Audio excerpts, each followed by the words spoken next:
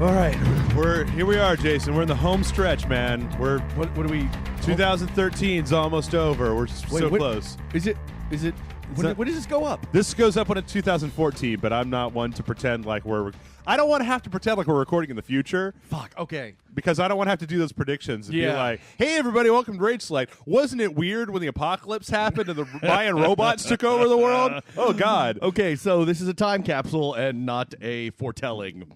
Do you have prescient powers? Are you able to predict or can you do the future thing? Yes. Okay. What's going to happen? Same goddamn thing that's happening right now. About 20 years from now, what's going to happen? 20 years from now, We're all- there are probably 600 Star Wars movies. Okay. Are any of them any good? No, there are 300 There are and- two good ones. Okay, 327 There are two and good what was it, like 481, right? And- Those are the good ones? Yeah, that's Okay. that's about right. I Okay. believe. We're still doing this. Yeah. We don't. There was an assassination attempt on my life. Oh, yeah? Yes. What happened? It got one of my clones instead. Oh, Yeah. one of your life model decoys? One of my LMDs. Yeah. Well, you Based probably on- should probably cut that part out before we put Yeah. it on. We don't want people to actually know. Well, it's not the only attempt on my life. It Oh, was okay. one of many. Uh-huh. After my ascension to deity on the small unnamed island in the South Pacific. So you went to an island, you became a god, and then assassination attempt was... I didn't Was say the I result. became a god. I was just treated as such. Did you have to do that thing where, like Johnny Depp in the Pirates of the Caribbean, where he drew all the eyes on his face? Was it one of those? What was those numbers? I actually Was no. there a big wicker cage involved that you had to roll I around? drew on my eyelids "fuck" and "you." So so kind of the opposite of the Indiana Jones. Yes. Okay. I gathered together the Ladyboy Tequila Slaves and the Cocaine Princesses, and we stormed this island, and I was revered, and it was glorious. And you were decapitated. Ah, son of a bitch! And your head was mounted on a pike. The worst things always happen to me in the future. And violated by the sex chuds. Oh man, not the sex chuds. That's what happened. God damn it! Or will happen. Yeah, so 2014. son of a bitch. All right, well, welcome to Rage Select Podcast. We better get this shit going while we still can. I am the still attached head of Jeff. I'm Jason. And you know what? We've been saying we had all the Game of the Year stuff that was going on, and I'd always said that when we got done with that, we were going to try to go back to the news.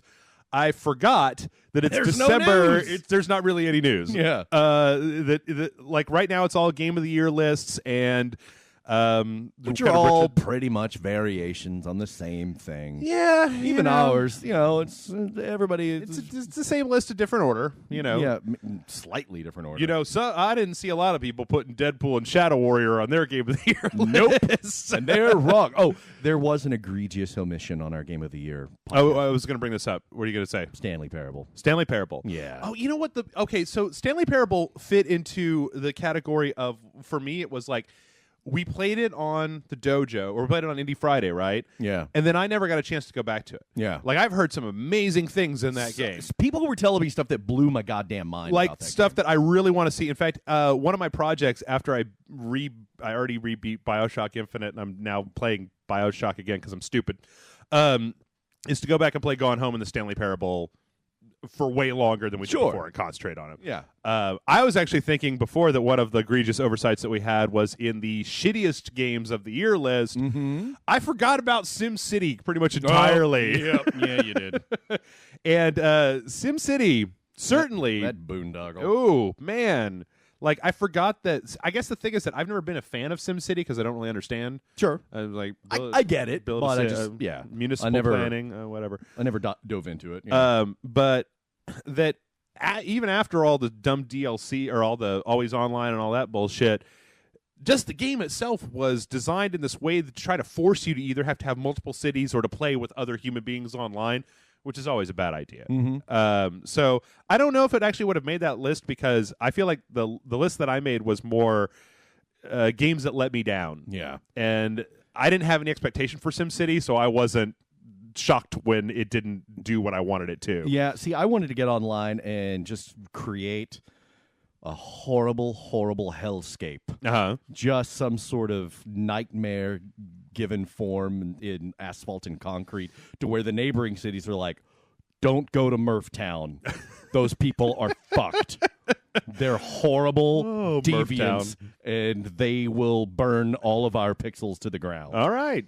That's what I want to do. You I have haven't a gotten whole around to it like ghetto for the sex chuds. This is yes, Sex Chudsville over here. It's like, I don't even know how they did it, but they are breeding sex chuds in Murphtown. If they're above the surface, they can't be chuds though, right? You'd have to have like an underground expansion for SimCity because they're underground dwellers. That's part of the chud thing. Yeah, so they've got a, I want a little sphincter-like hole that they crawl out of. Was it Sex Morlocks? That's better. That has different implications. Sex chuds just has it's punchier though. It does. It does. I really want to make a T-shirt that has sex chuds on it, but I want the words to be written like it's a 1989 punk rock band. Yeah, because that's what it really sounds like to me. Is like it might be like they opened for Gwar that one time and they were really good. It was really Yeah. cool.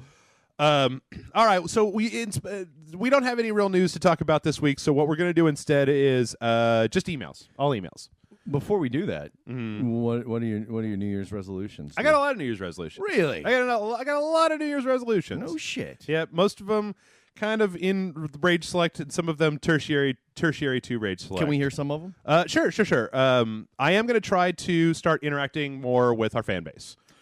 Okay. Yes. I'm gonna try to make time once a day to go post on Facebook, Twitter, and in the comments of Rage Select something, whatever. And that's not really interacting.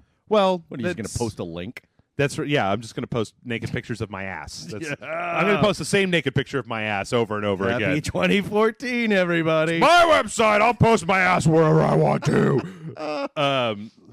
No, I'm gonna try. I'm gonna try to kind of get this. One of the things I want to try to do in 2014 is get this shit under control with this staying awake until 6 o'clock in the morning. Yes, and you never need a doing schedule. never doing We're gonna anything talk about that later. but Rage Select. I want to try to like have a life that's not just playing video games and posting articles to our website. That is a great idea. And I don't care if I have to get unpaid intern slaves to help me do that. I figure we can make something work. I also would like to get irradiated and get superpowers. Okay, good luck with that. I'm still trying to figure out what the special thing is, because one kind of irradiation gives you cancer and the other kind gives you superpowers. Yeah. I haven't cracked the code yet on which one is which. Because okay. I don't want the cancer, but I do want the superpowers. Allow me to film your efforts. Super cancer. Maybe cancer? a good...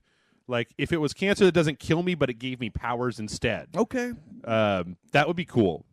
I'm going to side with science here Uh-huh. and just say good luck. Uh-huh. I'm just kind of shaking my head, but I'm going to film it. Well, you know a lot about comics. I was going to ask you. do. You know every origin story there is. Just about. I mean, at first I thought about the Flash, like, just spilling a bunch of chemicals on myself. But then I saw that... You got to get hit by lightning at the same time. Shit. Yeah. God damn, there's always a catch, It's man. trouble. But see, here's the thing. You're probably going to end up with some really stupid power. Like what? Uh, What's the stupidest superpower you could think of? the ability to poop Yeah. without anything in your bowels. It's just like if you want just constant poop. Just constant pooping. Yeah. Just Constant pooping. never stops pooping, man. That's Yeah. a terrible superpower. Mhm. Or you can...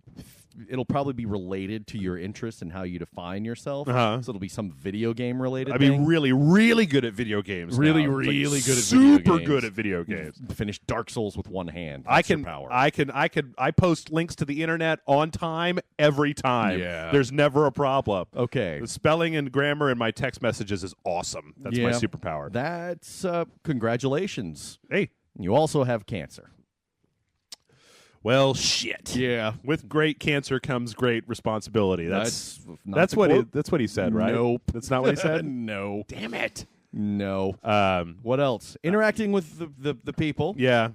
Yeah, I'd like to find Cancer. I'd like to find terrible ladies to do things to me No, at you some wouldn't. point. I'd like to find I've some tried. nice ladies to do things to me. Nice. Okay. That's Nice ladies to do terrible things to me. not really my wheelhouse. Right, okay. I have offered you various scenarios, Yes, this is true. but you have shot me down every time. Most of them Most of the time. Most of them involve most of them my superpowered sixth sense tells me that most of them involve me getting punched, maced, or a drink thrown in my face 99% of the time.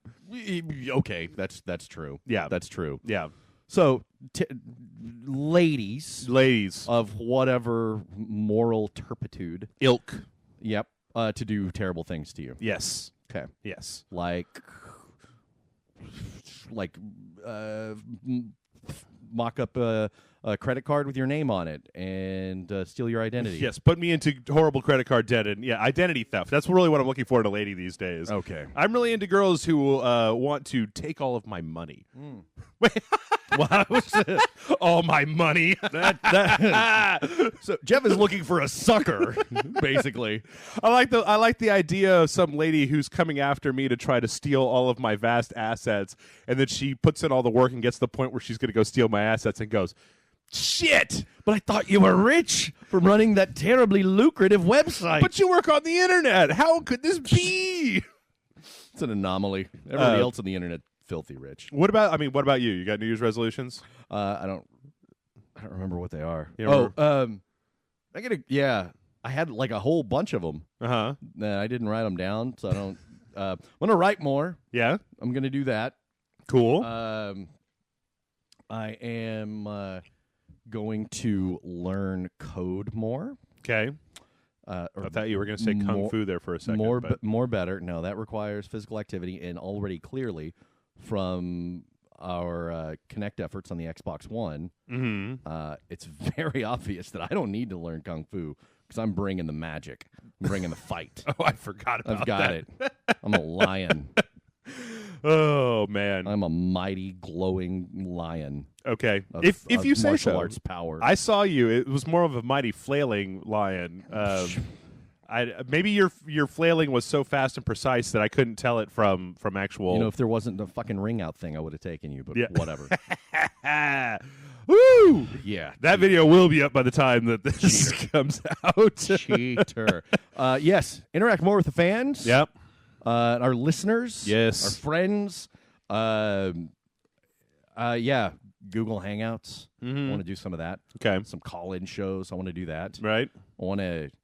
Some dancing videos. I'm probably going to have to do a dancing video. It's probably going to have to happen. Grant said it. We got to do it now. Grant said it? Remember in the Christmas show, Grant said... What did he say again? He said that you were going to be on a dancing video, and then you told him that he should die in a fire. I think everybody pretty much knows that Grant cannot be trusted because he is slow mentally. He has some deficiencies. Sometimes you find him like choking on something. It's like, Grant, were you trying to eat paper clips again? You know, no, and he was. Yeah. He likes to lick things a lot, just random things. He has a helmet. Does he? Yeah. He also has a child. He also has a child who has already exceeded him in reading capabilities. So don't listen to what Grant says. Okay. All right. That sounds like a solid set of resolutions. Sounds like you got a plan. Yeah, a little bit. I got a little bit of a plan. You know, there's one more thing I want to talk about before we get into the emails. Something terrible has happened to me, Jason. Oh. It's it's a horrible tragedy, and I don't really know how I'm going to overcome it in 2014. You're stuck in a Bioshock loop? No. It's like, finish Bioshock Infinite, got to play Bioshock 1. Okay. No. And just over and over and over again until you die? Nope, not that. Right. I don't know if I like Whataburger anymore. Whoa! I don't know. The last like 3 times that I've gotten hammered and then gotten Whataburger on my way home. Yeah. When I'm eating it, I'm just like, and then when I wake up the next day, I'm like, there's like somebody's been knifing me in the kidneys over and over again. Yeah. And I'm just not enjoying it the way that I used to. I don't know. Oh, man. I don't know. I don't even know who you are anymore. I started eating that other place at the P. Terry's, and like I think that this regular human-sized hamburger with like fries that aren't saturated in trans fat, I'm so used to eating that now that when I eat the Whataburger, I feel bad. Man, that's messed up, Jeff. I mean, strangely enough, I can still eat at Jim's, and I don't feel that bad. Yeah, anything on the Jim's menu. Yesterday, last night, I had Frito pie. Okay. For dinner. From like you made it yourself? Allison whipped it up. What kind of chili? It was like some Amy's fancy chili. All right. No, wait, vegetarian chili. If it was Amy's, it was vegetarian though, probably. I don't know. I didn't Okay. I didn't check. I thought there was meat in it. I don't know. Whatever. It was good. But yeah, she put the Daya on there. What is like that? Fake Oh, cheese. the cheese? Yeah, okay. The quote-unquote cheese. Right. For people who can't eat dairy. Mm-hmm. Anyway, that was good, and I had some of that.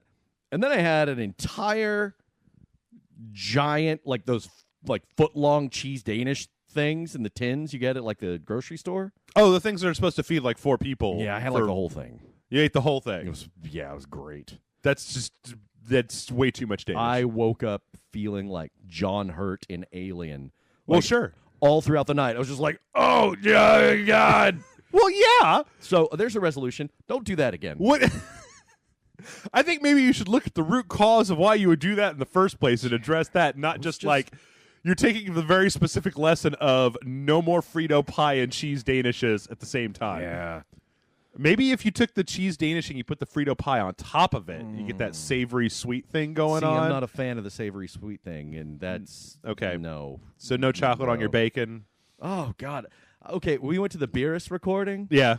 And they had candied bacon. I thought it was regular bacon. Oh, yeah. And I grabbed a piece of it and I ate it. And I was like, oh, man, this is candied bacon. Yeah, I kind of just want my bacon to be bacon. Don't fuck with my bacon. I mean, I don't know. We've got a lot of emails. You want to do some emails? All right. All right. Oh, yeah, that's part of my resolution, interacting more with with Rage Select listeners. I want to interact more with Rage Select listeners. Should we do some emails? No. Fuck them, man. I don't care. We actually have a lot of emails this week that are both short and completely not related to video games. Cool. So, good. That's good. Yeah. We have said everything there is to say about video games. Let's not get ahead of ourselves, man. I don't want to shut the site down. All right, this first one is from Kenny, and this one is about video games. Kenny says, "Dear Jeff and Jason, as video games are becoming more like art and appealing to a wider audience, more games seem to be adapting to our current culture by adding characters that are either strong females or attracted to the same gender. Some of these games include Tomb Raider, Mass Effect 3, Dragon Age 2, and Gone Home. While I have no serious problem with that, it seems like too many people are pushing too much for these kinds of characters and issues to be put in more games and bashing them for not doing so. Do you think more games should stick with the current culture's expectations and add more of those things often, or should that be entirely a decision of the people who make the game? I would personally pick the latter, but I just wanted both of your opinions on the question. Keep up the good work, Kenny." That is a tough one. I was actually thinking about something similar today, but in the context of film. I believe art is a way, and as Allison has said, art is the way that society looks at itself. Okay.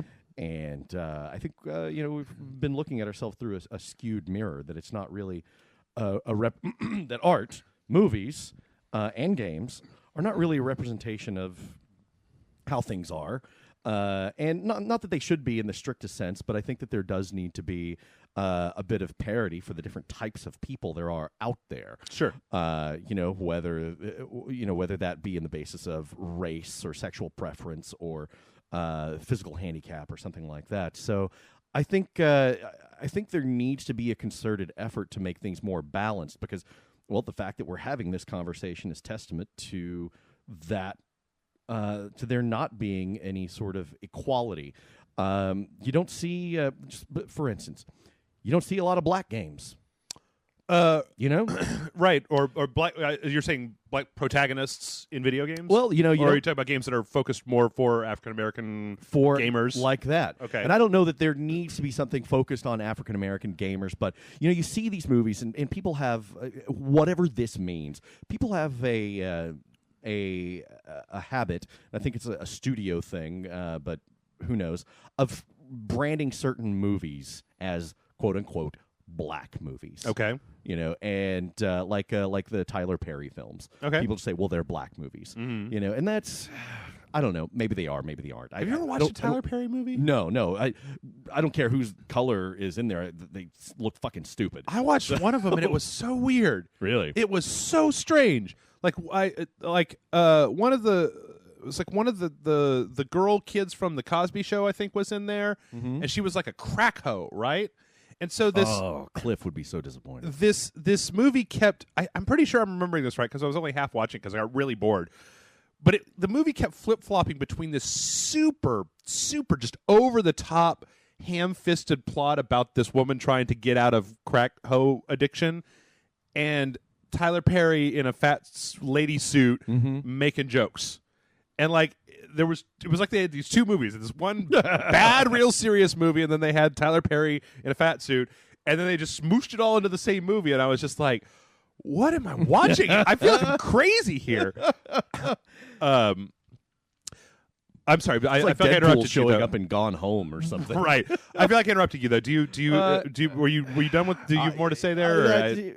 That's about it. I think that we need to see some equality in characters in our video games. I really do, and I would like to see developers do that. However, if they don't, well, that's their choice. You know, that fine, great. I'm not gonna. I was about to say I'm not going to lambaste them for it, but I have. And yeah, I probably will keep doing that. But, not all characters need to be white. Not all characters need to be attractive white people or rugged white people. Rugged white dudes, for that matter. Yeah. See, that's kind of where I fall on that is more that, like, it's like, I think that if you're putting things into these products just to be putting them in, that's a bad thing. Yeah, because then it becomes weird. Right. Then it becomes like, oh, you're just doing that because you think you need a minority. Or you end up with a character who is not a white guy, who is a woman, or is a different race or whatever, who is essentially just a white guy who has had their character model changed over to a lady or an African American man or something like that. What it really comes down to for me is more that like I kind of try. The political stuff is very difficult for me to gauge because I got a lot of guilt. But what I come down to is the fact that if all you're ever writing is stories about like half-shaven Nolan North white guys saving the world, eventually just that starts to get boring. I'm just like, here's another game with another dude who is a white, straight, mid-20s, attractive, fit guy saving the world. Right. And so, okay, you've got Nathan Drake over here. I'm like, that's great. And then you've got, pick any protagonist from any video game. And eventually I just get to a point where you could be using the diversity of humanity in order to tell a story that I've never seen before that would be interesting. Exactly. That isn't just like, because we get this all the time, like, by the time you get to, like, you remember last year we played Gears of War Judgment? It's like, okay, now it's Baird's story. And it's like you pick the other white guy who's more wisecracking and less like I think I would have rather seen a story. I would have rather seen a whole game about Coltrane or like one of the ladies in the Gears of War series. But once again, I wouldn't like to have seen that game happen because there was a bunch of guys in a boardroom sitting around going, well, we need to have something besides a white guy in this game. Pick somebody else. Right. Like what I want the development team to go, you know what, guys? We have a chance here to make a video game, and everybody likes Coltrane. Let's make a story that's all about this guy. Yeah. And then they would have liked to have done it, and then we could have seen that, and yada, yada, yada. I also think that for a little bit it's going to open up more storytelling doors. Yes. But for some of the games, even that this guy mentioned, Mass Effect 3 and Dragon Age 2 specifically, that I feel like BioWare has done, even though I don't like Dragon Age 2 very much, and Mass Effect 3 I have the issues with, but that kind of stuff is great because it lets you make the decision.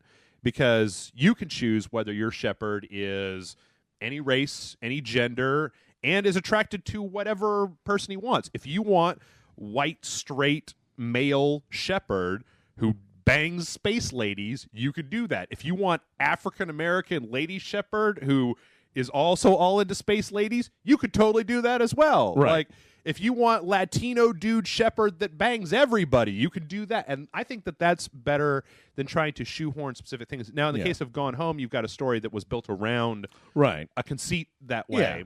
Yeah. I just don't feel... to be honest, I don't have any problem with this stuff. I don't feel like it should be shoved in where it's not supposed to be. The problem that I have is with... it's a complicated topic, and there's a lot of people out there who, whenever they hear something like this, they immediately have this mental image that this is the death of all video games. This is the death of what they want out of video games. Sure. that if we don't take a hard stand against this attitude, that there will never be a game about a straight white space marine ever again. Right. And well, that's erroneous, but even if that were the case, hey, you've got 30 damn years of white guy video games. To me, it kind of goes back to the whole Anita Sarkeesian thing, where she talks about wanting to see video games that are more focused for women, right? And I say to that is what I've always said to that is that I think she's got some valid points. I don't think there's any need to tear down what we already have. Right. There's plenty of room in the indie game space. Yeah. And if you make games that are focused for women and women go out and buy them in droves, then you will have a big company that can make nothing but games for women that are focused for women and are awesome. I think that's great. I think that's wonderful. And I don't think that there's any reason to present the whole thing as an either or. Agreed. We have to have this whole super diverse thing, if a game, if there started to be more games that focused on women and were for women, she would just find something else to bitch about. Yeah, I watched her last video was about she's still putting those out, and she put out another one that was all about the trend in video games to basically have the lady version of the main character where you shove a bow on their head and put lipstick on them. Oh yeah, right. And once again, like the damsel in distress stuff, there's some valid points there. There's some stuff that's worth thinking about.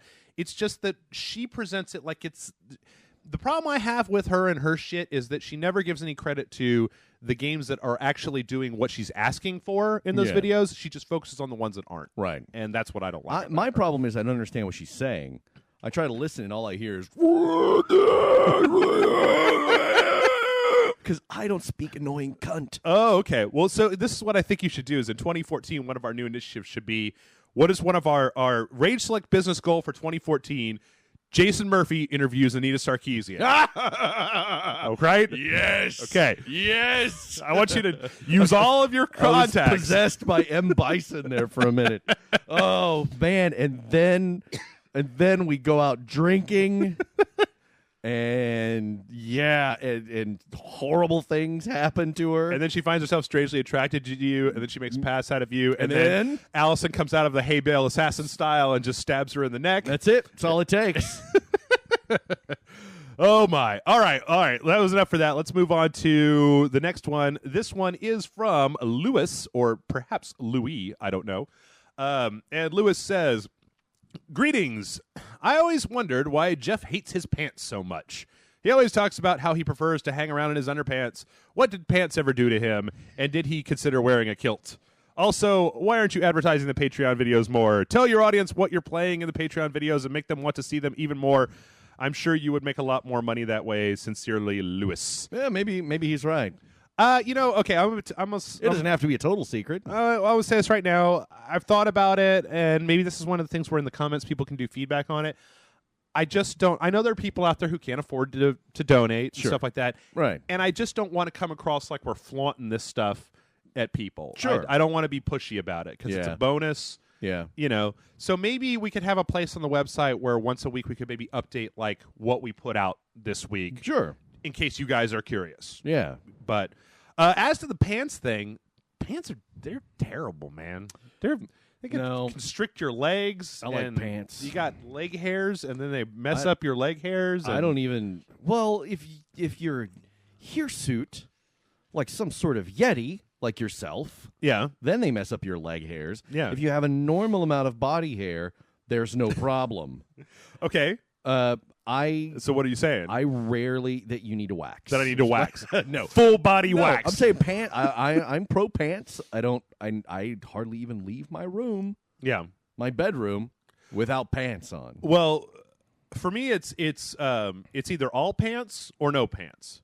Like I don't truck with shorts or I don't think I've ever seen you wearing shorts. Or I rarely wear shorts myself because my the latent albedo of my legs is that of a star. It just glows and glows and glows. Mm-hmm. You're saying that your legs are sex chuds. They haven't seen the daylight in pretty much a long time. Yeah, and but yeah, pants. I'm all for pants. I like pants. I like, yeah. I'm not a big fan of pants. I like old man golf pants. I You like know, those. okay, I'll tell you what though. I'm 35-year-old man. I've made my peace with wearing jeans every day because I do. Nothing wrong with that. You know what I really don't like? Fucking slacks. What? I hate slacks. What? Those make your crotch look big. What's wrong with that? I don't want people thinking I got no, not like sexy big. They make it look like you've got an overweight crotch. Yeah. Like what? I don't understand why Check you keep out saying, all this what I've got going on down here. No, I mean it makes it look like your junk is a fat old man. Like you've got a junk that's no paunch, good. right? It's just like this big junk paunch? poofy junk paunch. No, see, you need to get. You're not buying the right slacks, man. Also, you're buying slacks wrong. I've been wearing jeans for 30 years, and so whenever I put anything on my legs that is not jeans, it feels like I've got just wispy tissue paper covering up all of my bottom parts. Like it's okay. Here's the thing. Yeah. When you get some money, okay, just a little bit, we're gonna take you to buy some clothes because right now, yeah. And this is most of my friends. Yeah. This is most of my friends. Sure. You know what you dress like? 16-year-old bachelor. A guy who runs a fucking website. Okay. That's what you dress like. I wear slightly nicer shirts and slightly tighter pants when I go out on Friday nights. That's true. When we're recording here, I've got my contacts in. I didn't shave today. I don't give a shit. But yeah, no, that's a good I point. try to pretty it up a little bit when it's time to go out. You look all right when you go. I guess I'm just so used to seeing you here every day with like Cheetos smeared all over your shirt. Covered in your own filth. This is Hans Booby. This is radio, not television. Put down the gun, all right? Also, this year I did a double feature of Lethal Weapon and Die Hard on Christmas. Yes. I kind of fell asleep during Lethal Weapon, though. Oh, but I was awake for Die Hard. So next year I was actually thinking about having a Shane Black movie marathon for Christmas. Nice. So you can do Lethal Weapon, Last Boy Scout, Long Kiss Goodnight. No, Kiss Bang. Oh, Long both Kiss of Goodnight. them. Yeah. Long Kiss Goodnight, Kiss Bang Bang, and Iron Man 3. Yeah. All Christmas action movies. Did you see? Okay, we're going to go on a tangent here for a second. Did you see like one of the FBI, the guys that played the FBI guys in Die Hard? Yeah. There's like an editorial out there that was roaming around that was like this guy going, Die Hard is not a Christmas movie. It's not a Christmas movie. It takes place at Christmas, but it's not a Christmas movie. One of the guys was saying that? This one, the old guy that was like, just like goddamn Saigon, and that guy. Yeah. Like he played a Bond villain, and he was in a movie I watched the other day. What was it? It was. Go fuck yourself. Die Hard is a Christmas movie, jackass. He played. It had Ray Fiennes. Oh, Iceman. He was in the Iceman with Michael Shannon. Anyway, Okay, yeah, that guy usually plays a bad guy. I haven't seen that, but yeah, and he was saying that, and then there was this whole big thing about Die Hard isn't a Christmas movie, and oh yes it is, and oh no it's not, and as far as I'm concerned, like once again we come back to the argument of like if you guys all want to agree that Die Hard isn't a Christmas movie, that's awesome for you. Yeah, I don't give a shit what I'm you watching think. it on Christmas. I'm watching Die Hard on Christmas, Yippee-ki-yay. That's right, because it's the greatest Christmas movie. How did we get on this? It's talking about I don't really remember Christmas or something. I don't know. I forget. Brains go to weird places. We were talking about pants. All right. Oh, pants and Die Hard and Christmas. Okay, yeah. All right. Our next question is from Illegal Swede. Illegal Swede. Hey. Our friends on Xbox. He says, "Hey there, Jeff and Jason. Loyal patron Illegal Swede here. So we've come to the end of 2013, and 2014 is just around the corner. Besides new video games, peripherals like the Oculus Rift, what non-video game related things are you excited for this coming year? Thanks, guys. Can't wait to see what 2014 brings to the site. P.S. Any word on the next multiplayer event?" Oh yeah, we really need to do one of those. We got to do that real soon. There hasn't been anything. Okay, never mind. Yeah, there has. Yeah, there what has. Are you talking about Battlefield. Well, if Battlefield, I don't know, if Battlefield crashes, that probably wouldn't be a good thing. Call of Duty, hell, Assassin's Creed for that matter. We don't want to do that. I want to just get shanked over and over again, dude. So I don't know. I don't know anything about 2014. You've got your powers of prognostication. Yes, so I do. Yeah. Outside of the island with the Ladyboy tequila slaves, Are there movies coming out in 2014 that are going to be real big? Amazing Spider-Man 2. Okay. Which you didn't like the first one of those, though, did you? I liked it, but I had a lot of problems with it. Okay. I saw the trailer in 3D at the theater the other day. Uh-huh. And I was... Modern marketing's a bitch, right? I might have teared up a little bit. Maybe.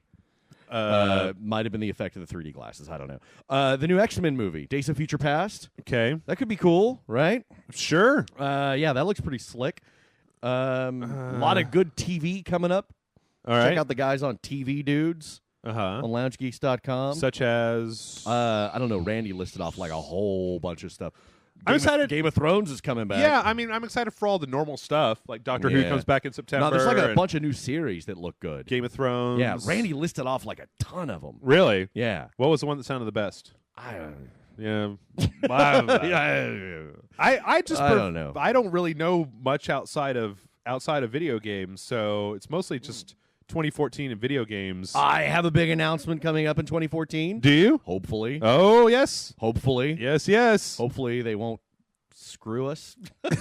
But non-rage select related. Yeah. Moving on. I mean, like most of the really big. Oh, you know what? I really do want to see the new Captain America movie. Oh, hell yeah! Really want to see that Winter new Captain Soldier, America son. Yep. That looks good. Yep. But yeah, that's all I ever pay attention to are like movies and video games. Yeah. TV shows. Yeah, I've got a big. Oh, okay. It's kind of hard to. It's kind of hard to predict the other stuff. Like, they cured cancer in 2014, but I don't know that now. But yeah, they're never going to cure cancer. No, don't get me started on that. They're never going to do it because the pharmaceutical companies won't let it happen. Oh, you want Alex Jones on me? Black helicopters. I might. 9/11. I might. This is not that podcast. But okay, I have some opinions. Do you have that podcast? Do you have a conspiracy theory alter ego that I don't know about? I don't know. I wouldn't call it so much a conspiracy theory. Wait, is Charles St. Charles doing conspiracy theory when I'm not around? No, but there will be. I'm looking forward to more Charles St. Charles in 2014. There will be more of that. That guy. Yeah. Woo, man. That sexy son of a bitch. What? See, you derailed me. Okay. Shit. Oh, sorry. No, the Parker novels by Richard Stark are going to be adapted into like a prestige hardcover thing with some illustrations, I believe, by Darwin Cook. Okay. Wait, So- didn't he already do all he of did them the graphic as novels. Graphic novels? Okay. He's done like 4 of them, I believe. I only read the first one. Oh, it was good. Yeah, I just got the new one that came out like 2 weeks ago. I haven't read it yet, though. Oh, they're still making them? Yeah. Oh, yeah. But they're starting to release those. I'm Are they going to have excited him about that. Are they going to have him fight Jack Reacher? Parker versus Jack Reacher, like the crossover, like Freddy versus Jason, the right? fuck are you talking about? No, right? No. There's like 12 Jack Reacher books too, right, or something like that. Oh, well, yeah, there are a ton. I don't know. I haven't read any Jack Reacher books. I hear they're good. Okay. But there are a ton of Richard Stark Parker novels. What else? It's hard. The thing is that it's hard. It's hard to know right now. Like, Peter Parker might be coming back as Spider-Man, hopefully. For fuck's sake. Oh, in the comics? Yeah. Oh, yeah. Instead of that Dr. Octopus nonsense. Dr. Octopus stuff. He specifically says in his email non-video game stuff, and it's like going through my brain, and Jeff doesn't know anything. I don't know anything else. Yeah. So what do you mean? I don't know. Yeah. You were kind of like rolling towards Sylvester Stallone territory there for a minute. I was like, is that what I sound like? Holy shit, that's awesome. Yeah, I don't know. I mean, I think that when we look back on 2014, the best things that'll happen in 2014 are probably things that we don't even know about yet. Oh, yeah, that's a good point. Maybe more Oculus Rift stuff? Commercial release of the Oculus Rift. Yeah. So I was listening to another podcast where they talk about the greatest horror games of the year. Yeah. And there's this one... Oh, fuck. I was just listening to it right before we started. I don't know the name of it. But it's an Oculus Rift horror game where you're in like a dungeon, right? And you're trying to get out of the dungeon. And you have a map that you can look at. But you actually have to physically look down at the map in order to figure out where you are in this dungeon and get out of it. And when you do that, the game knows that you're looking at the map and starts fucking with you when you look back up again. What? Like they used that to fuck with you. And the guy who was talking, it was over on the Giant Bombcast. The guy that was talking about it was talking about how horror games on the Oculus Rift the whole other thing because you can't get away from it, which is something that to be honest, we've never had in the horror genre before. That's a good You're reading point. a horror book, you can always close the book and set it down. You're watching a movie, you can look away, you can close your eyes. Video games, you can set the controller down. But with this, the only way to get rid of the Oculus Rift is to tear this helmet off of your head, which apparently has happened because there was an article that I read about should the Oculus Rift have a thing that pauses your game when it feels that somebody has dramatically torn the whole unit off their head and thrown it on the ground because they're frightened. The game that I played at E3 with the Oculus Rift was with the trees, with right? The trees, yeah. That was spooky. It wasn't great because it was very lo-fi. It was just pretty much a proof of concept. Yeah, but that was predicated on that idea that the game knows when you're looking away. Yeah, and so I would be running along and I'd hear something and I'd turn around. That tree wasn't there earlier. Yep. And then I hear something in front of me and I turn around again. I'm like, what? Oh shit! This is no good. I mean, like for other games, I'm sure that it's harder to get an application for like action and adventure kind of stuff because that a lot of times requires a lot more controller. Like I feel like they're still working on how best to control Oculus Rift. Like, do you use a controller? Then you have an indicator on the screen of like where your center of your view is or whatever. But for horror stuff, I feel like that thing's going to be dynamite. Like, you know, yeah. Can you imagine like running in Slender in one direction, like actually looking behind you with your head to see, like, scan, like turning your head quickly around to see where stuff is. Oh yeah, it's and we got Carmack working on it now. Yeah. So that's so good. That's so awesome. All right, let's move on to our next email, which is from Eric, I believe. E-R-I-C-H. I assume it wouldn't be Eric. That is Eric. Eric says, Jeff and Jason, hi guys, love the show and everything you do. I've been watching you ever since the before time, and I wish nothing but the best for the future of Rage Select. I have a question of the non-gaming type for you, sort of a two-parter, I suppose. Have you ever been a big fan of some franchise, comic books, TV show, books, etc., and new writers or owners take it in a new direction that you absolutely hate?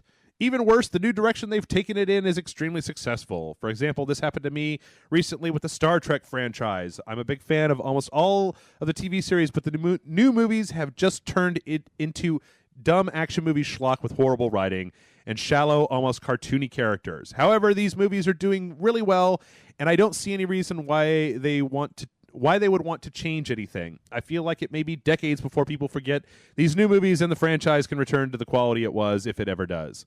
So the second part of my question is, do you think it's better for an aging franchise to just die out like it is, leaving you with just the existing content and memories, or keep it alive for new fans even though you may hate it?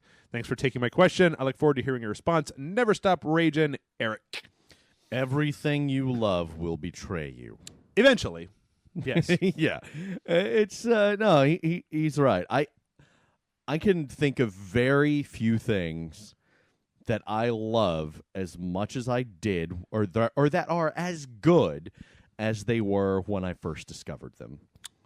I can think of maybe zero things. Zero things.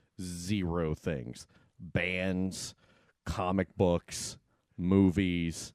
I think there are books that I could point to. Okay. Like, I mean, every so often I'll whip out the Narnia books actually and read them. I think those are no. I mean like new ones. Franchises that have gone forward. That's what he's saying. Yeah. Yeah. I feel like so I was thinking about this question, and sometimes, like in the case of Star Wars, there'll be new stuff, which when the Star Wars prequels came out, I didn't really like them.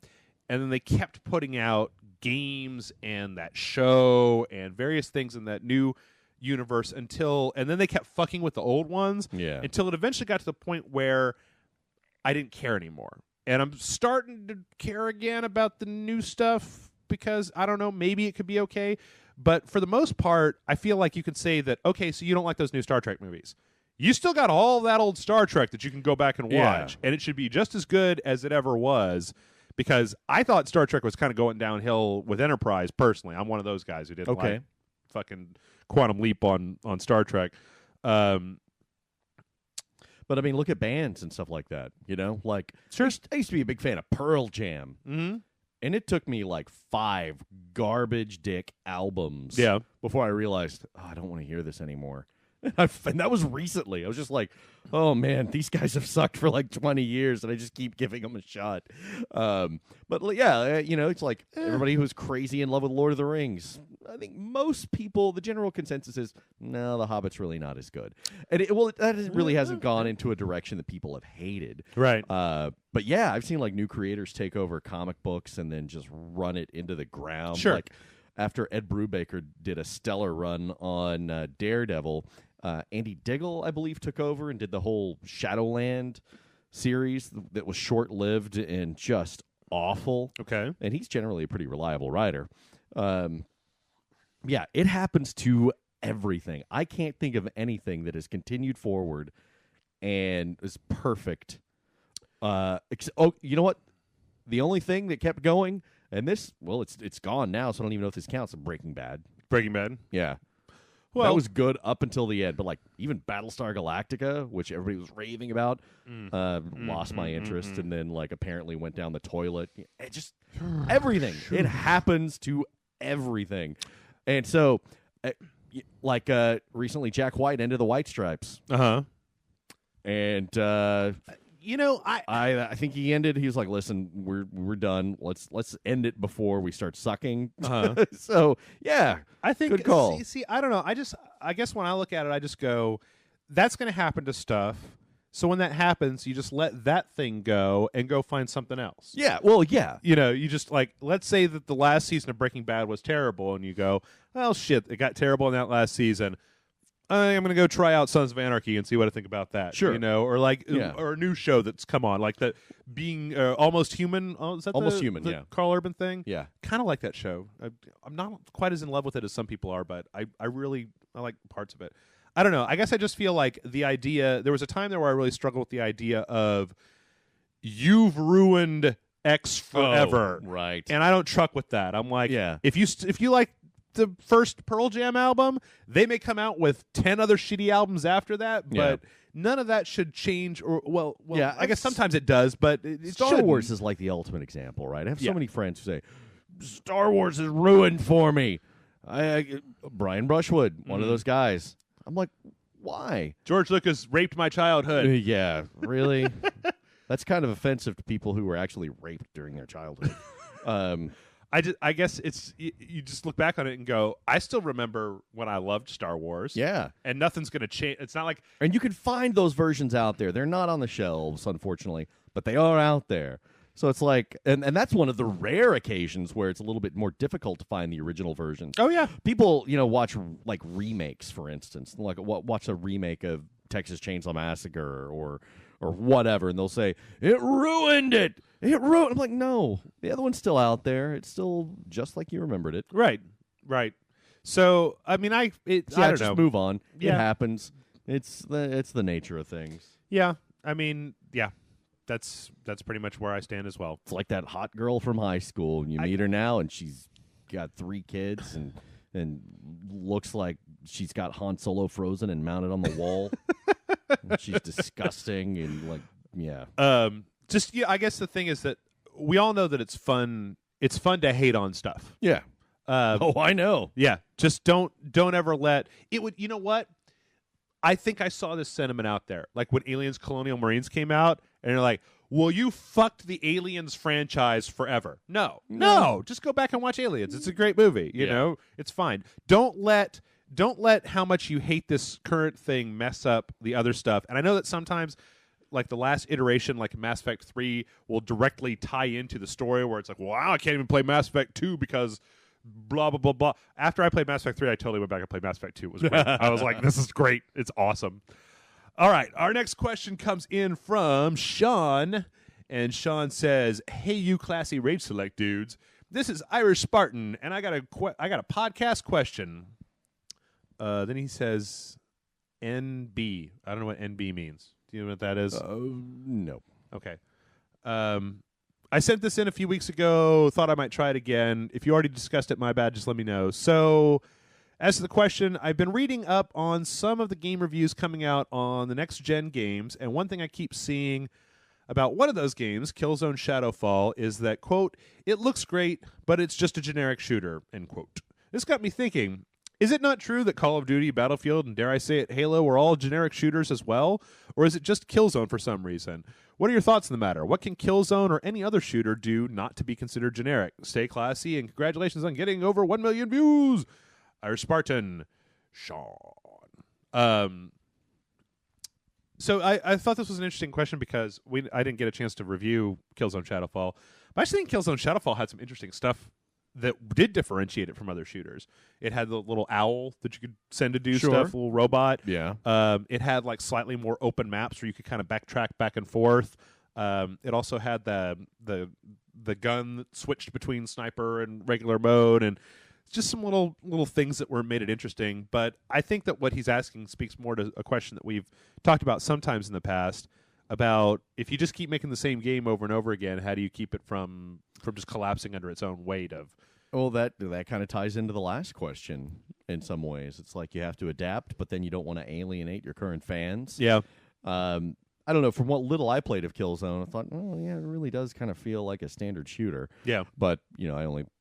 sat here and played an hour and a half of it or whatever. Yeah. But yeah, it's, I don't know. It's that you got to walk a fine line between betraying your current fan base, but also innovating at the same time. Mm-hmm. And that's, I can't imagine how difficult that is. It's like the riskiest dice roll in the world when it comes to game design. Yeah. Because the thing is that you could end up with like Modern Warfare multiplayer mode with the prestiges and the unlocks and stuff, where literally every other video game to come after that was totally just shoving that shit into their game because it was so popular. Or it could just totally fall on its face. For my money, I always like to see developers take bigger chances and sometimes totally whiff it. If you're trying something really experimental and it doesn't quite work, I have a lot more respect for that than I have let's just play it safe, do the same thing over again. Okay, sure. Like I really wish this last year that Battlefield 4 had been Battlefield 2043 instead of Battlefield 4. That it had been like, because they just last year they did Battlefield 3, which was modern military shooter, and I like it when people get creative because God damn, there's a lot of modern military shooters out there. Yeah. A lot of modern military shooters out there. Call of Duty's been putting out one every couple of years forever now. But I don't know. Set your thing somewhere besides a war-torn fill in the blank. Yeah, setting can make all the difference in the world in the art design. And it really seems to me that there's a staggering amount of sameness among like enemy design and stuff like that, and weapons and everything. I know there are a couple of unique weapons to a lot of games, but really, yeah, it's there's very much a formula there, and as we see with like the Bureau, they determined that they were going to make it less different and homogenize it. Also with Fuse. Yep. Fuse at least had the weird guns that had somewhat weird properties. Yeah, that's true. That was like a vestige of before they decided to water it down. Yeah. So you see games are so expensive now. You see a lot of stuff being made by committee. You know what I'd like to do? I'd like to make a first-person shooter that does not have a pistol, submachine gun, assault rifle, shotgun, and heavy machine gun, and sniper rifle, and rocket launcher. I take all those and just shove them off the table and go, all right, you guys, we're going to do this shit weird. We're going to come up with some shit that is strange. I don't care if it's a gun that shoots cats at people. If it's the penetrator. The laser cat, we're going to make laser cats and more bee hands. I think there needs to be more bees in video games. More bees. More bees. That's why I love the Ratchet and Clank games, is because they get really creative with just the weapons that they're using. Which I actually think wasn't Fuse made by Insomniac, same guys that made you may be right. Ratchet and Clank. I'm pretty sure. I'll look that up. I don't know. I think there's always going to be a market for for that stuff. There's always going to be people who just want to see those exact same games over and over and over again. Yeah, right. Because people are going to play it, and if they do change it, people will say it was perfect how it was. Why did they change it? Yeah. If they don't change it, people say, well, they're just doing the same thing over and over. Yeah. Yeah, I imagine it must be hell to be a game developer these days. Yeah. Especially now with all the indie games out there, it's like you got to go, well, what's our creative idea to make a game with? You go, fuck, man, they've already been done. Like, god damn, man.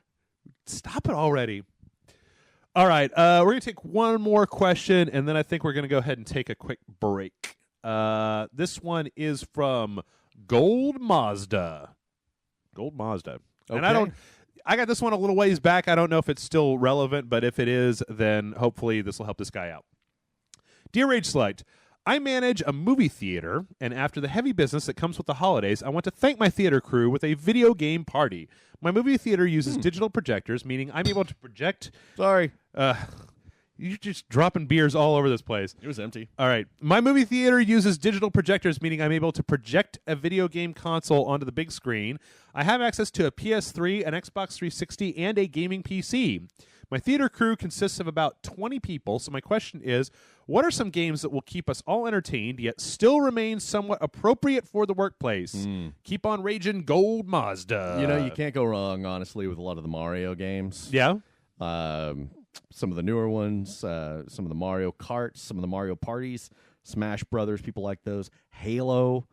Well, you could have Halo 4-player multi-screen, on a theater screen. That would actually not be terrible. I don't know if you consider Call of Duty. I think anything Castle Crashers would be good. Call for of that. Duty, can you do split screen on that? I think so. We've done Okay, it before. yeah, We can yeah. at least do it in like zombie and extinction modes or whatever. Castle Crashers. Castle Crashers, Great one. Yep. Scott Pilgrim game, also Scott very Pilgrim very good. game. Some of the Lego games. You know, some if you're into that, some racing games, I imagine would be pretty badass. Try to think if you can on a find screen that scale. something that was like, I don't know how old the people that are working there are, but like you could also go with the direction of like, if you want to play Saints Row 4 on a big screen and just have everybody laugh at what's going on. Not appropriate, Jeff. What? Not No. appropriate for the workplace. What? Okay. It's not appropriate when you make a topless 80-year-old whore. Lots of profanity, though. Well, there's lots of profanity in the movies. I yeah, guess, I'm too. like, these guys work in a movie theater. Yeah. I don't. I'm going to say no on the Saints Row stuff. Oh yeah. You can get a dildo weapon. So people got. Okay, never mind. You have been working Never mind. in your own home away from any sort of HR department for far too long. What's an HR department? There you go. Okay. It's Kayla. Oh, Kayla's our HR department. Yikes. No. I'm trying to think of stuff that came out. Let me just pull up a list of this year's video games.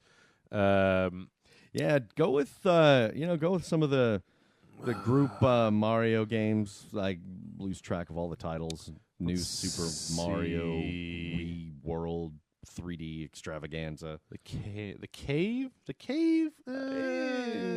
No. Yeah, it's a little slow. Aliens, Colonial Marines. Obviously. Don't do that. Hexagon. Don't do that. SimCity. Yeah. Put SimCity on Castle Crashers is definitely a good one. Hotline Miami probably wouldn't be appropriate. Diablo. Diablo 3 on any of the consoles. Some 4-player murder going on. I'd say anything that would demon killing murder. Let's see. Duke Nukem, no. Ms. Explosion, no. Yeah, I think we got some good. Yeah. Monaco. Monaco's a 4-player. Hey, totally do Monaco 4-player. Just shove some indie games in there. Just Dance. Just Dance 2014. Yeah. I'm trying to think of the stuff that was on my Game of the Year list. All right, fuck it. You got enough. Good. We got a good list. Yeah, you got enough. You totally got enough. All right. Well, I hope that helps you out, Gold Mazda. We are going to take a quick break. When we come back, we're going to answer more emails from the people. In the meantime, if you do want to send in a mail to this show, do it to mail@rageselect.com. There should be a link in the description below in the YouTube player. There should be a link below it on the website. Please, for the love of God, stop sending your questions to the admin@rageselect.com email address. They will not be answered. They will not be answered. Ever. Right, so we're going to take a real quick break, and when we come back, we're going to finish off with the rest of these, and yeah, we'll see you in a few.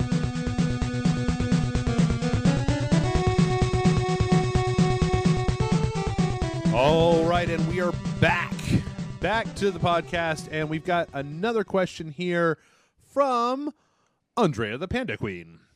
And she says, "Dear Jason and Jeff, I just now found out that Trevor didn't win Character of the Year at the VGX. It ain't right. I am enraged. Literally tapped into my inner Trevor. So my question to you is, has any award show made you pissed off because of who was nominated and who won?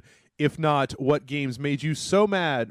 What games made you so mad you wanted to stomp on the console? Thanks for reading this. If you did, Andrea the Panda Queen."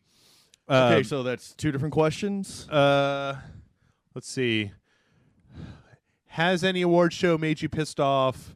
If not, what game made you so mad you want to stomp your console? Okay, I want to talk about award shows. Or I don't know how you feel about award shows. I think they're dick, personally. I do not care. I mean, I one time I did an intellectual exercise where I went back and I looked at the Academy Awards. I looked at literally what had won Best Picture every year, and I looked at the other movies that came out that same year. Was like almost like clockwork every year. There were like 20 other movies that I cared way more about than what was the Academy Award winning. Yeah, and I pay even less attention to video game awards. Yes. I don't know. You know, we didn't have that category. Who is maybe your favorite new character? Trevor? Yeah. Yeah? Absolutely. I was listening, like I said, to Giant Bomb over there. It's repulsive. They said they actually gave it to Lamar over Trevor in GTA. Really? Yeah. I kind of hate Lamar. Lamar was a piece of shit, I kind of hate Lamar, personally. I do, too. I would probably give it to the Lutessas from BioShock Infinite because I love how weirdo and crazy they are, and they show up. Yeah. They are my favorite part of playing that game over again because everything they say and do is in a completely different light. Weighted. Once you know what happened there. All right. Well, what about the second one? Made you so mad you want to stomp your console? Yeah. I mean, you could look at this in a couple of different ways. This question is, if you got really angry at something for difficulty level or just sheer frustration or something like that. But yeah. The first thing that jumps to my mind, and I'm sure there's things that have made me angry, but the first thing is Mass Effect 3. The end of Mass Effect 3? You know, it's funny because when we talked about that, you didn't seem super upset about it. Well, I wasn't as invested in the series. Okay. But yeah, that it's in looking back on it, I'm like, man, they just really dropped the ball on that. I still think you need to go back and play it with all the DLC because, like I said, it really does. It's never going to happen, but I'll take your word for it. Maybe hey, what? Maybe in January we can take a look at like the Citadel DLC, where you get the big Mass Effect house party because that shit is dynamite. I do want to play that. Dynamite. It's really good. Yeah, others are, just a matter of public record. Yeah. Dive Kick. Yeah. I've gone on and on about that. Aliens, Colonial Marines. Gone on and on about that. What about in 2012? Do you remember the bad stuff in 2012? I don't recall. Ending. Yeah. I can't have a hard time thinking more than 1 year back, except for the really good stuff. Yeah. Except for the stuff that was awesome in those years. I will say that there were a few times when I was first playing it where Dark Souls really got on top of me, and I was just like, I don't, I know I don't. We've talked about this before about how when you start getting upset with a video game, there's two schools of thought. There's the one that everybody should do, which is you calmly set down the controller, go do something else for a while, and then be done with it. And then there's what we all actually do, which is, fuck you, I'm getting through this shit. I want to burn you! And then you have to make a trip to Best Buy to buy another controller because this is dead in your wall. You got to go get the caulk. It's a bad thing. I don't know, though, but after this amount of time and this number of video games, they don't really, Dark, I guess. Ni no Kuni, I got real bored with. I will still get frustrated, but I give up easily. I'm just like, yeah, all right, I'm done. That's, you know what? You may have defeated me, but you're not getting played again. That's my problem, is that I don't. Oh, you know what? That's one thing that we didn't mention this year. God of War Ascension, that stupid elevator part at God of War Ascension. Oh, yeah, I remember you talking about that. Really upset me. All right, let's see what else we got here. This next one is from Horace Sky, and he or she says, says, "Hey guys, a longtime listener. I'm not registered on the site, but I've spoken with Jeff via Steam. How do you feel about early access as a concept and practice? There seems to be a lot of games, especially on Steam, adopting this model. I'm not a fan of playing half-finished products, but I can see its advantage from a developer's point of view." And then he's got a side note that doesn't. He offered us some little favicons for the website. Little things that go up on your. You go to a website and there's a little icon next to the URL address. He made a little one. Neat. A little Select logo. Right on. Thank you. I thought we already had one, but well, we may have to put that in there. I don't know. So do you go to that website? Do you? What's the name of the website that we're working for again? Something with Yetis. I don't know. Sexjud.com. Yeti Select. So I don't. You probably haven't really encountered this as much as I have because I do the picking. The choosing. Right. No, but I think I can answer the question. I've actually thought about it quite a bit, and it's something. One of the things I've talked to Jeff about is expanding our coverage of indie games, kind of doubling down on that. I don't know if we're going to, but it's something we're talking about. Yep. It's a possibility. One of our potential initiatives in 2014. But I don't know. I think it's interesting from a marketing perspective. If they're taking it that way, it could be used as a. Okay, you know what? This game is unfinished, and we know it's unfinished, so let's charge $5 for it right now. Mm-hmm. Use it to drum up, hopefully, some interest and also some additional funds. And maybe we could use it as a focus group, these people to determine what's wrong with the game, what we need to fix, and everything. But it all depends on how much they charge, really. There's one out there right now called Rust that I've heard a lot about that is charging $20 for early access. And I guess for me, I don't know what do you get from that? I think it varies from game to game. I don't want to vilify it just on a general principle, but you're going to have to say, okay, what are you charging and what are you getting? I think that there's a specific. Okay, so this all obviously came from Minecraft. Minecraft is where this shit started. Right. You buy it now for cheaper, and the longer it's in development, the more expensive it gets. Blah blah blah blah blah blah. I think there's a certain type of game that deserves that sort of early access thing. Something like Minecraft that has enough that you can do in it so that you can dick around and play. Yeah. I think that games like that have that sort of scope or that sort of infinite replayability. Mm-hmm. Like I could play Minecraft for 10 hours right now. Right. I'd be like, in fact, if you asked me, I'd be like, I'm kind of sick of Minecraft. And then I'd start playing Minecraft and just be like, fuck, I gotta build this house. I need more wool to build it. I need some redstone. I need carpets for my house. So I feel that games that have that kind of like infinite replayability, things that you will play over and over and over again for a long period of time, work well for that because you can see the development of them. You can see, and usually because they're sandboxy, there's enough shit to keep you going. But some games are going to give away everything. But some games, their core. Yeah, I mean, you think about like, you think about a game that has, say, a 12-hour campaign, right? And you buy an alpha of it that has maybe 6 hours of that 12-hour campaign, and you play that. Maybe 6 months later, there's been some updates. You go back and you play it again. Like, there's some limits to the number of times that I want to play some of these games over and over and over and over and over again. And some of them, when they come out, they're so alpha that I'm like, there's nothing really even to do here. Right. This is proof of concept. It's not even a video game. You're just wandering around. Well, interesting, I guess. I mean, I like the idea of having it. I just wish that that Steam would break it out into like its own area because they show those things on the same list as the new releases and coming soon. Yeah. And there's a time it's like a little deceptive. Yeah, September, October, November where every week there was just like 4 new things. Like it was just scrolling the shit out of that new releases list with early access stuff. And I don't know. I think, or maybe just a classification. Maybe if we all came to an agreement about like, this is where you're paying early access for an alpha product, and that we're going to make it known to gamers everywhere.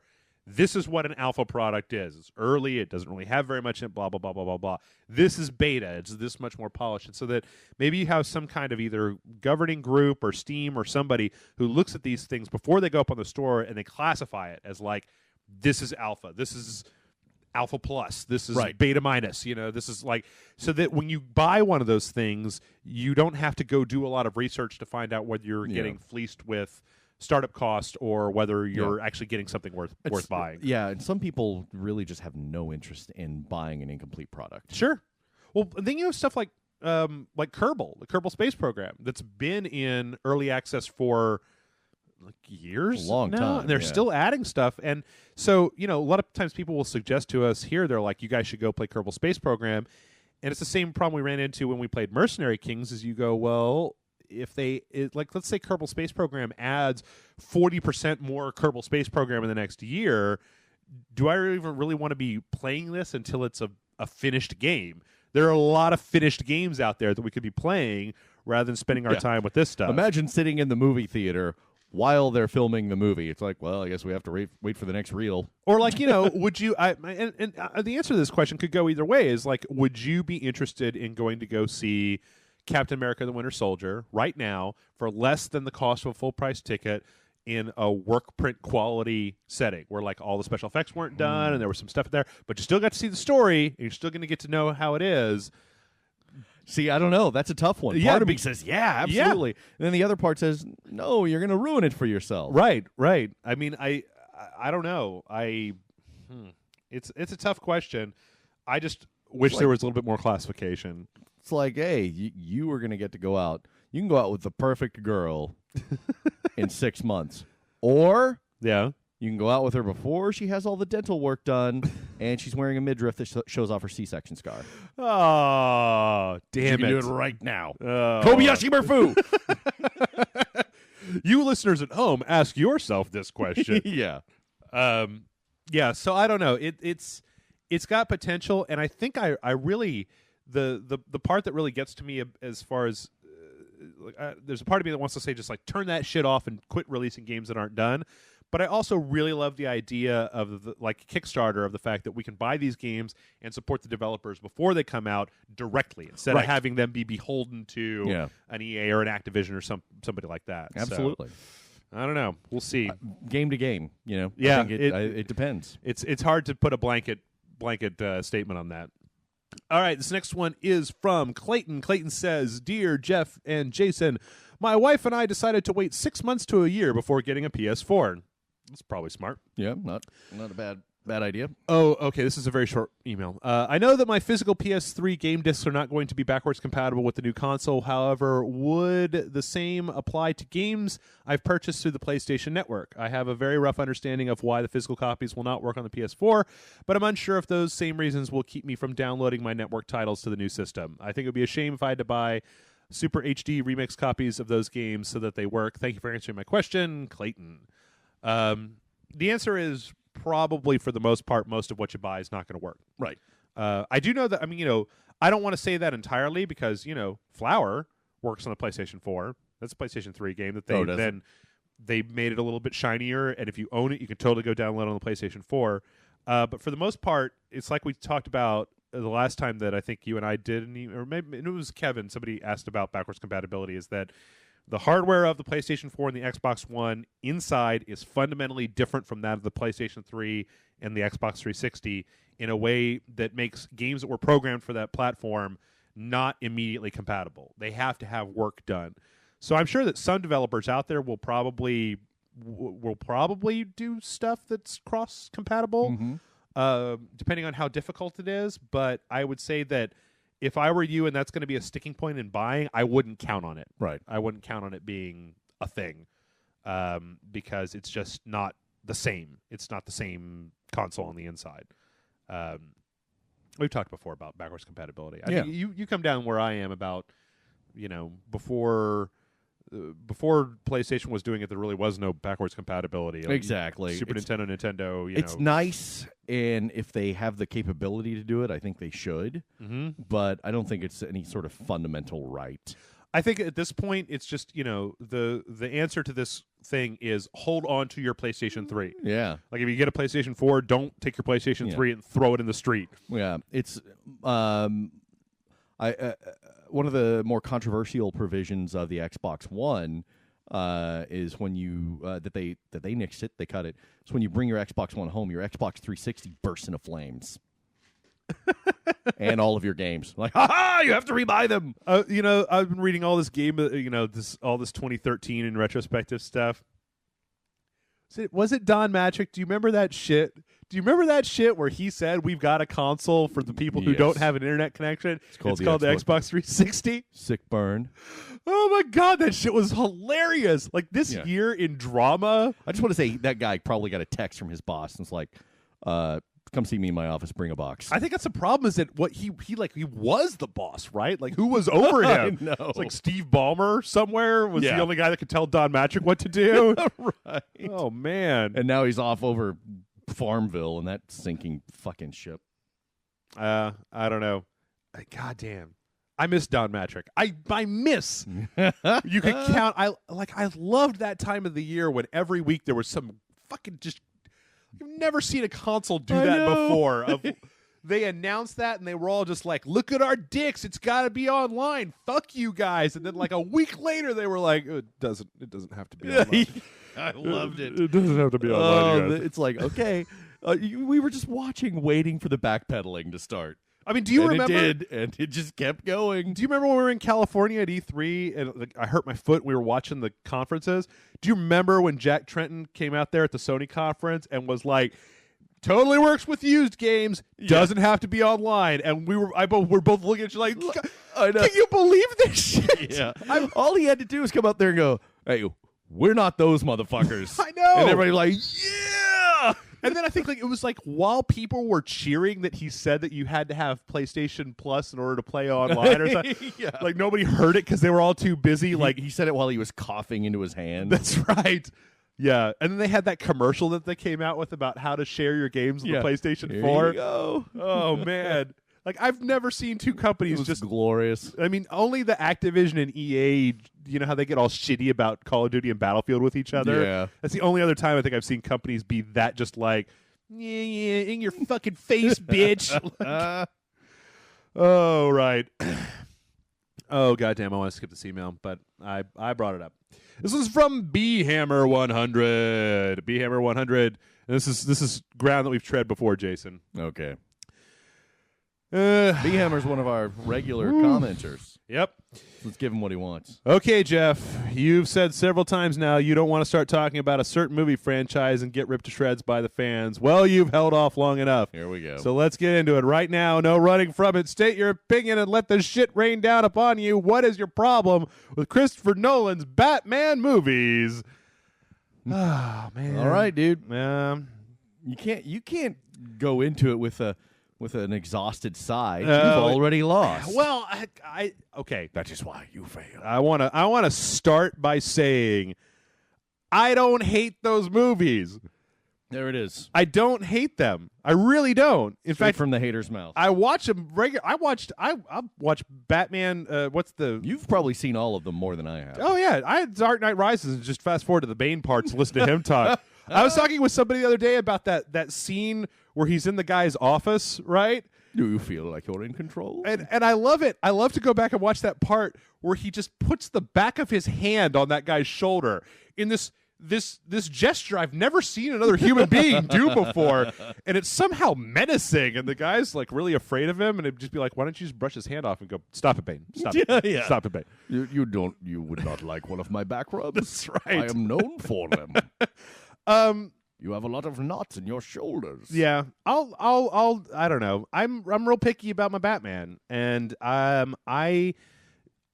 lot of it comes down. It used to just be that franchise, but as time has gone on, what's become clear to me is that I don't like it when they try to make it realistic. I don't like realistic superheroes. I like the Avengers and Marvel Universe. Sure, where we're just like, fuck it, man. He built a robot armor and it flies around, even though that's totally stupid and batshit. Like, no. I don't like the speeches in the Dark Knight Rises or the so Dark Knight, heavy-handed. when it's just, and like I've said multiple occasions, like and you guys, I'm getting shit for this already. I'm going whole hog. Let me talk about the speeches real quick. There is, I think I might have mentioned this before, but there's a video, and I can't remember what the web series is called, but it's Tim Daly, the guy who's known for doing the voice of Superman. Okay. In like Justice League and the Superman animated series and all that. And it's him and Kevin Conroy hanging out. Mm-hmm. And they're doing their whole shtick, and then someone comes up to Kevin Conroy and said, "You can be the Batman that the fans want." Oh, yeah. But not the one they need or whatever. Right. That, and he looks at him, he's like, what does that even mean? And I'm like, thank you. Yes. Okay, that one, I'm going to be the hero that Gotham needs, not the one that deserves wants right now or whatever. I don't remember what it is. Okay, that actually, in the context of the movie, makes a certain amount of sense. That like he's going to be the scapegoat for the shit that went down because they're taking the blame off of Harvey Dent, right? That works into the plot. It's this you either die a hero or live long enough to see yourself become the villain thing. That's some dumb logic, in my opinion. Like, I'm sorry, are you saying that it's just too hard, or that so people are going to hate on the Batman? Like, I don't understand what that exactly means. I don't know. A lot of my problems with it comes with everyone just going, "It's the greatest movie of all time. It's genius." It's like, no, it's really not. It's good. It's a good movie. I like all three of them. Sure. I got problems with all three of them. Sure. They're good. Yeah. I prefer my Joker a little bit funnier. I like the Heath Ledger Joker. He's much more that kind of under the red hood, brutal Joker archetype. I kind of like a Joker that's a little bit more funny. That's why I like a Mark Hamill's Joker, because he's funny, but he's also menacing, and he's a psychopath. But then you sometimes kind of find yourself laughing along with him. But I don't know. It's real long-winded. They spend a lot of time making the series realistic, but then they'll totally break their own rules when they need to. Like in The Dark Knight Rises, he puts the thing on his knee. Or you remember that? Like he goes to the doctor, and the doctor says, "Brace thing, right, your knee has no cartilage." He's walking with a cane at the beginning. Yeah. He's got the thing on his knee, and then he like kicks the wall, and it breaks it. So I don't know if anybody's ever explained this to me, but like then Bane throws him in the pit in dirty rags. Did he leave that thing on his knee? Because if he needs to walk with a cane, he ain't making that running jump without the cyborg knee, right? Right. But I don't know. I mean, there's parts of The Dark Knight. In The Dark Knight, the first Batman Begins movie I thought had one too many villains in it. I think they should have taken one of those out, because I feel like everybody kind of got a little bit of short shrift in there. Like if you would have had just Scarecrow and Ra's al Ghul and focused really heavily on both of them, you could have gone a lot more into those characters. Bada boom. My main problem, though, the one that I keep telling everybody, is that I don't feel like there's two big problems I have with Batman in those movies. One is that he does not want to be Batman, Jason. Yeah, I've told you this before. In the first one, he wants to quit, and Alfred has to tell him not to quit. Yeah. In the second one, he wants to quit to go be with his girlfriend, Maggie Gyllenhaal. And in the third one, he has already quit, and he comes back. And when he gets to the end of the movie, he does quit. He finally manages to quit being Batman, and I like my Batman as a psychopath with mental compulsion. Like that's a primary problem. He wouldn't stop being Batman. The end. Right. Like this is a broken human being who's trying to leverage his mental illness into something good. And then I also feel like one of my favorite aspects of a lot of Batman is the detective aspect. Mm-hmm. And in the Nolan movies, it seems like, and this is very open interpretation, blah, blah, blah, but they gave Lucius Fox almost all the smarts. Even in The Dark Knight, when he uses the whole cell phone thing, that's still a thing that Lucius Fox made. Yeah. Right? And then they give Alfred all the heart. Alfred's got all the speeches about doing what's right and blah, blah, blah. Like every time Michael Caine's on there, he's making some long speech about teaching this, 40-year-old man how to not be a wuss. So at the end of the day, when you kind of strip it all down, it's like he punches people real good. You know? I mean, like there's I feel like there's not. I want to see more Batman in my Batman. I want to see more characterization of Batman. I want to see more of the ultimate human. Yeah. And like I said, just to reiterate at the end here, I'm not saying I don't like those movies. I've seen The Dark Knight probably 60 times, and I've seen Dark Knight Rises probably a good 30 or 40 times. Damn. I've seen it once. Yeah. I've seen Batman Begins maybe like a dozen times. But I like Batman, and I like watching those movies, even though I feel like they do have flaws. It's just that it really irritates me when people say things like Christopher Nolan is the greatest living film director of our generation. I say... Well, that's also the same nitwit who dresses up like the fucking Joker and tries to assume that identity online and pretends that he is the Joker. Yeah. You know, and I'm just like, really? Yeah, you and 30 other fucking 14-year-olds with Asperger's, okay? You know what? There's a lot of people hate this shit, but I also really like Superman. Dude, I loved Man of Steel. See, I didn't, and you just mean Superman the character. Superman the character, yeah. And I had my own problems with Man of Steel that were once again based around the whole like we're making this shit realistic thing instead of just like he's fucking super Jesus in red underpants. Yeah. But go on and go out and find Angry Joe has like 10 reasons why Superman would totally kick Batman's ass. And it's hilarious because you go to the comments and it's just like there's so many people. Batman has also become this horrible character in my opinion where they've taken this he's got a plan for everything thing to just ludicrous levels. And I think that's really fun. So I don't know. I like Batman. I like him as a character. I'm Has the internet movie. backlash begun? What against Batman? No. I think Batman's up there with cats on the internet. It's like everybody likes it. Well, there was I can't remember the name of it, but I saw the new Terry Gilliam movie. Yeah, several months ago. What's the name of that movie? I can't remember what it's called, but it's set in this dystopian future. And at one point, you see this brief advertisement for the Church of Batman, the Holy Redeemer. Nice. Yeah. The Damnation of Faust? No, wait, it's the man who killed Don. Nope. Terry Gilliam? I don't know. Can't find it. Yeah. Wait, filmography. There we go. The Zero Theorem? That's the one. Okay. Yeah. They have a quick little thing. It's like something like the Church of Batman of the Holy Redeemer, or something like that. And I thought, oh, he gets it. Yeah, he knows that the internet has deified Batman. I'm okay with. I like Batman. But you know what I especially like Batman as is I like Batman in the framework of DC Comics. I like Batman as just a man who can stand with gods. Yeah, the fucking super people, and they're all a little bit afraid of him. They're all a little bit afraid of him because he's crazy. Yeah, like you know what I love is I love Batman in Justice League Unlimited. I think he's great.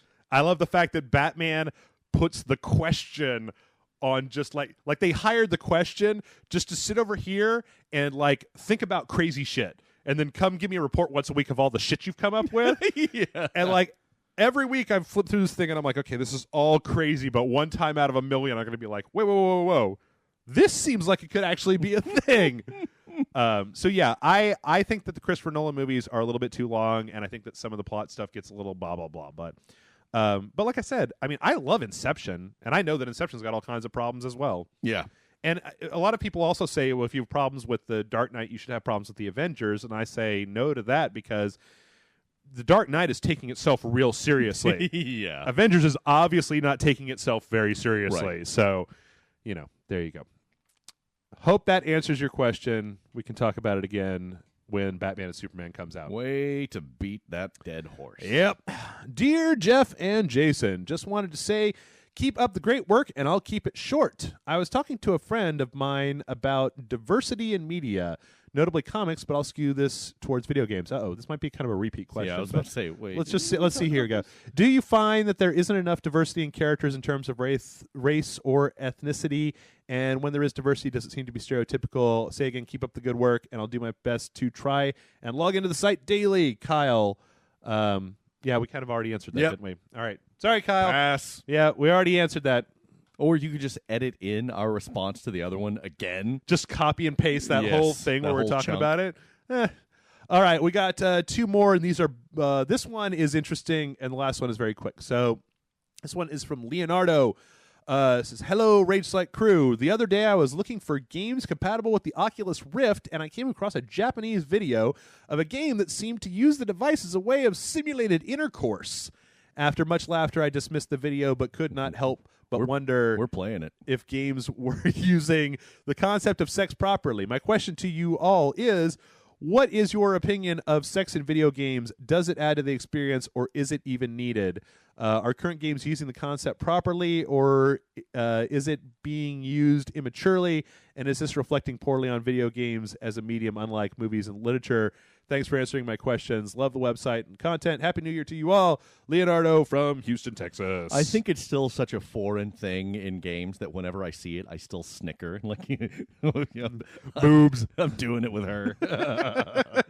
and yeah, but so far we've seen it mostly with with Mass Effect, where you're in control of what gender you're with. Yeah. It's like, I want to see it put into a game where you're playing with a female character and you have to seduce a dude. Mm-hmm. I want to see that because it would piss off so many people.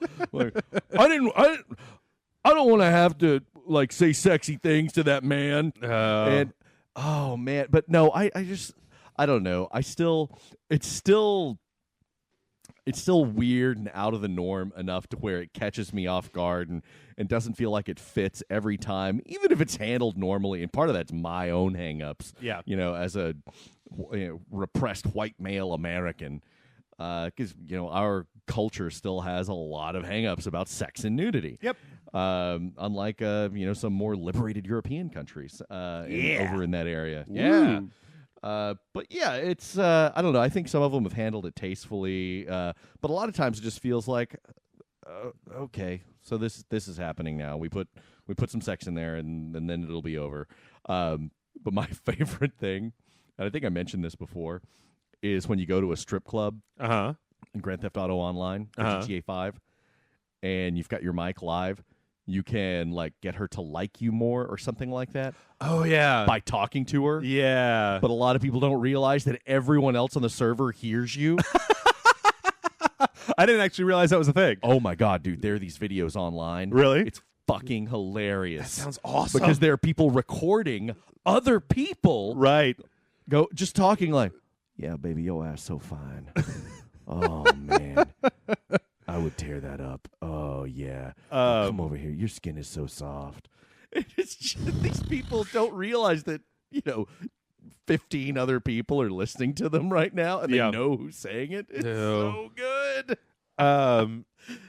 Yeah, I kind of feel similarly with one other thing. I mean, when you ask this question, it's not sex in video games that's a problem. It's sex in American culture that's the problem. Yeah. First of all, because, I'm with you about we're all way, way hung up on this shit in really bad ways. Oh, yeah. Me included. Me especially. I mean, it's like... I'm not trying to say I'm a liberated fucking, hippie or anything. Well, in the Desolation of Smaug, there are decapitations and people getting stabbed and cut up and set on fire and all this stuff. It gets a PG-13. Sure. And then in blue is the warmest color, there's some lesbian sex. NC-17. Yeah. Or it's our rating system is just broken. Yeah. But I think it's what's that documentary? I think it's reflective. People should go watch that this documentary. Film has not yet been rated. Yeah, you should totally go watch that documentary. Watch it. It's so important. Yeah, it really is. But I think that's reflective of our problems as a culture, and not just with film. Well, then the other thing is that a lot of times I feel like it doesn't belong. Like if you're playing Gears of War, right? You're literally cutting people in half with the chainsaw machine gun that you've got. You don't need to, and they haven't, but a lot of games will sometimes shoehorn in romance in the middle of what is ostensibly a giant action game. Mm-hmm. Where it'd be like, what if halfway through Arkham Asylum there was a love scene between, I don't even know who, Loco Steve and Killer Croc. Yeah. I don't even know Yeah. who would be Have the some love interest sexy there. time down in the sewers. Okay, Arkham City. What if there was a love scene right in the middle of Arkham City between Catwoman and Batman? Yeah. It would feel so out of place. It would just be like, what is this even doing here? And I think that a lot of times that's the problem that you have in a lot of fiction where like I have problems in Lord of the Rings, in the original Lord of the Rings, that they shoehorned in that giant love triangle bullshit with Liv Tyler and stuff. Right. Because like that is not what this story is about. And you're putting it in because it's like a demographic checkbox that you need to And check. they do it again in the Hobbit films. Yeah. Well, I only saw the first one. I didn't bother. They do it again. When a lot of times you don't need that. I mean, and I don't want to say that you can't have like a romantic subplot in a movie, but you don't always need a romantic subplot in a movie, especially if it's a movie about, blowing shit up. You know, it's just not necessary a lot of the times. If it's a character piece, then yeah, maybe that makes sense. Like that's what I liked about the way that Mass Effect handled it, was because you had in that story this downtime and relationships with people that were being built, so and that it affected how your subordinates reacted to you. Sure, and it came off as a lot more organic than just like, oh, let's say Ride to Hell Retribution, where boom, sex scene. Yeah, she's totally got her clothes on still. Oh, now it's done. All right, cool. I'm trying to think of what other. I mean, I guess Beyond Two Souls had like a shower scene in it. Oh, right, with Ellen Page, and it was just like I was sitting there like, and the thing is that, if you were gonna have a shower scene in something, and you weren't trying to titillate or make it a thing, you would have the person go into the bathroom and you'd see steam coming out, and then they come out in a towel and they're done, right? But then the shower scene, there's these like camera shots along legs and naked backs and stuff like that, and I'm just like, I've been following this character since she was a child. I don't really have any interest in watching this, you guys. So a lot of times I've been waiting for this for 17 years. Yeah. On the other hand, I do feel like there's some games where they use it as very like very cheesecake exploitation style kind of stuff. Like in Grand Theft Auto or Saints Row, it kind of makes sense in the kind of sleazy in the universe, right? Yeah, and I don't know. There's probably better ways to use it, but once again, I feel like we are only just now starting to come to a place where some of these issues, as far as sexuality and death and a lot of other things, are finally starting to get games that are adult about them. And sexual mores will be eroded. And eventually it'll be there, and we won't think anything of it. No pants! No pants! Pants optional society. That's what I'm saying. I like pants. That's what I'm talking about. All right, one more question, and it's a real easy one. And Jason, I'm going to let you answer this one. Oh, boy. It's very easy. I'm 2 beers in. Let's do it. No, it's super easy. Okay. This is from Kevin. Kevin. Hi, Jeff. Not that Kevin. Oh, okay. Hi, Jeff and Jason. Been a fan of Rage Select since you were on that previous site. I have a question for you to pass on to Kayla for me, but we're just going to answer it today. Did she and all of her transcendent beauty make an appearance in The People versus George Lucas? Yeah. I do believe I saw her with a custom-made Millennium Falcon bed. I flipped out when I saw it. I'm 95% sure that was her, and it would make my week if you could confirm it.